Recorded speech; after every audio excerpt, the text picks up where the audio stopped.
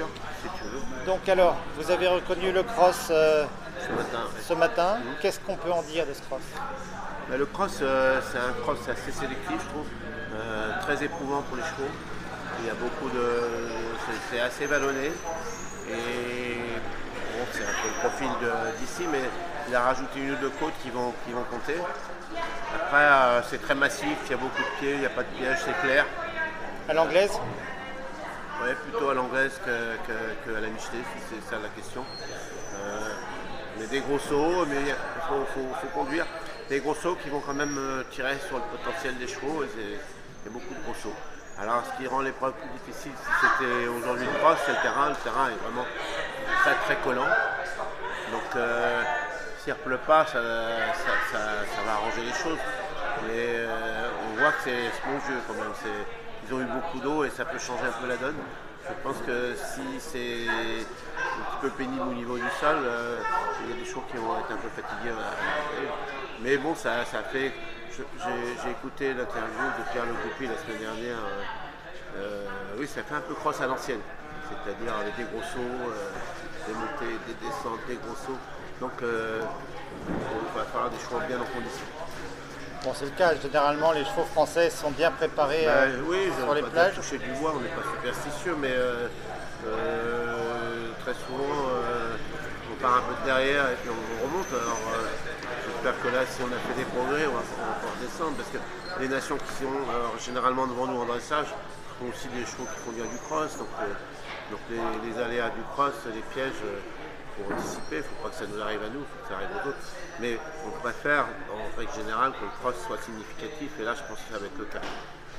En espérant que ça nous profite. Hein. C'est parce que ce que je viens de dire à un de tes collègues tout à l'heure, l'année dernière on avait une équipe de rêve, et puis j'en ai deux qui tombent, donc on ne va pas vendre la peau de l'ours avant de l'avoir tué, parce que c'est surréaliste de voir Tom Carril sur le dos et Nicolas. On s'y attendait pas, c'est vrai. Alors que le Jeunot fait une prestation magnifique, donc voilà, c'est jamais couru d'avance. Donc ce cross, il a influencé ta composition d'équipe, j'imagine? Oui et non. Pour moi, c'était assez logique par rapport à la saison des chevaux. Il y a pas, le cross, bien évidemment, j'attendais de le voir. Ça m'a un peu influencé par rapport peut-être à l'ordre de passage dans ma tête. Depuis 8 jours, malheureusement, je le dis et je le répète, je suis tellement déçu pour Héloïse d'avoir perdu Héloïse, qui avait un très très bon petit cheval, qui était déjà ma remplaçante l'année dernière et qui aurait pu courir l'année dernière. J'étais content de l'emmener cette année. Donc les déboires qui nous arrivent là au dernier moment,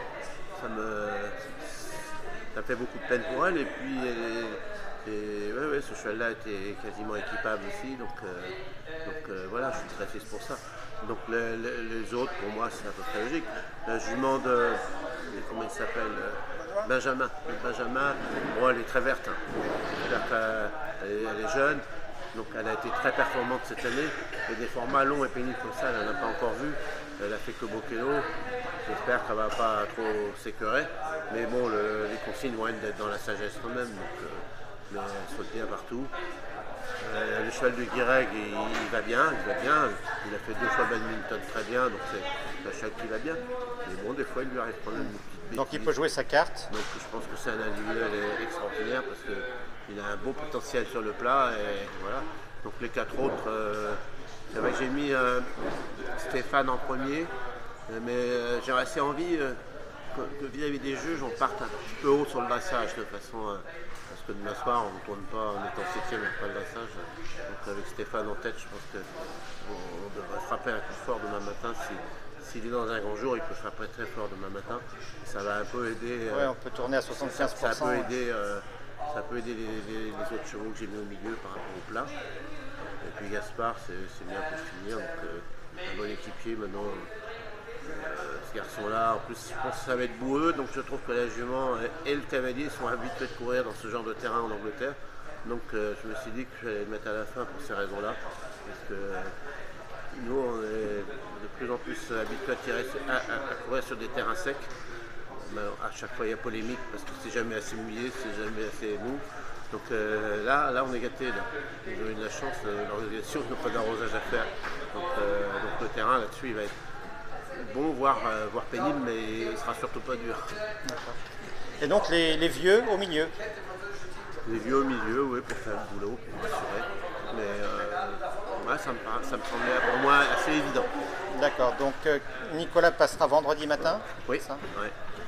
Ouais, bah, le cheval va de mieux en mieux, mais on disait ça l'année dernière, et puis on a été surpris au dernier moment. Donc là aussi, on va arrêter les superstitions. Mais j'espère qu'il fera une meilleure prestation que l'an dernier sur le dressage. Et puis Karim a fait encore une très belle saison. Après nous avoir fait peur l'an dernier, il est revenu dans une très belle forme. Donc voilà, j'espère que ça va bien se passer. Je serai content pour mes cavaliers et puis pour moi personnellement, pour ma fédération. Tes ambitions n'ont pas changé. Bah, les ambitions, à chaque fois on demande, les ambitions c'est minimum une médaille. Ouais. Après la couleur, ça dépendra de la course. Mais ouais, ça me plairait assez qu'on soit champion d'Europe, ça nous est jamais arrivé, mais pourquoi pas. Allez, on parie sur la Marseillaise dimanche. Ah ouais, ça serait formidable. Merci Thierry.